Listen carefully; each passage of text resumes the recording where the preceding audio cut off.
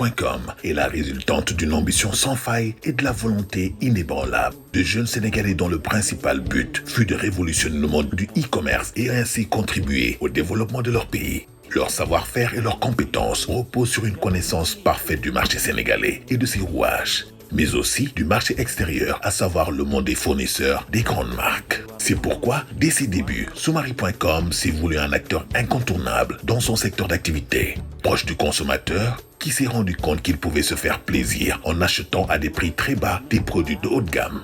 Poursuivant donc son but d'être leader dans son domaine d'intervention, de renforcer la relation de confiance qu'elle a avec ses clients, Soumari.com, pour se rapprocher davantage de sa cible, a ouvert une boutique sur l'avenue Bourguiba en 2019. Boutique qui fut une aubaine pour les populations voisines car leur permettant d'avoir une visibilité sur les produits de la plateforme.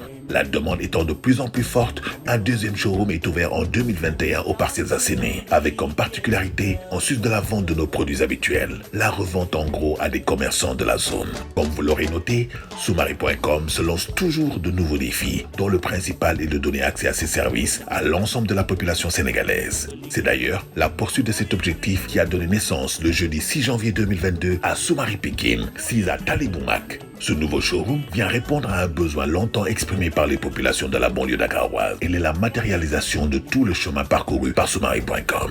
Toutes les catégories de produits y sont exposées, allant de l'électronique, ordinateur, mini-chaîne, home cinéma, etc., à l'électroménager, cuisinière, réfrigérateur, congélateur, micro-ondes, etc., en passant par les téléphones portables, les produits cosmétiques et bio, les meubles, etc. Soucieuse de l'environnement qui l'entoure, des réalités du pays, à savoir un pays pauvre où les moyens de la majeure partie de la population sont limités, Soumari.com s'est également lancé dans un nouveau projet qui permettrait dans un premier temps à tous les salariés domiciliés à la CBAO de bénéficier de ces offres avec un mode de paiement très allégé et étalé sur 24 mois et avec un plafond fixé à 2 millions de francs CFA.